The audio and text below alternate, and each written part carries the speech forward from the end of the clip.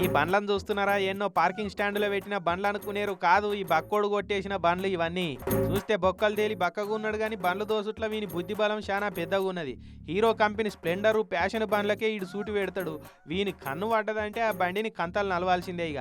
ఒక్క ఏడాదిలనే 18 బండ్లు కొట్టేసి తప్పించుకొని తిరిగిండంటే వాని ట్రాక్ రికార్డ్ ఏందో మీరే అర్థం చేసుకోరి. చందూలాలనే ఈ పోరడు హన్మకొండలో ఉండుకుంటా ఫుడ్ యాపుల్లా డెలివరీ బాయ్ కొలువు చేస్తున్నాడట. ఇక ఆ సంపాదన చాలతలేదని ఆ పక్షాన పోయి పార్ట్ టైంలో ఈ పాడి పని చేస్తున్నాడట. వీనికి డ్రైవింగ్ లైసెన్స్ కూడా లేకుంటే దోస్తుగాని పేరు మీద లాగిన్ ఐడి సంపాదించి ఆ పని కూడా మారు పేరు మీదనే చేసి మత్పరిస్తున్నాడట.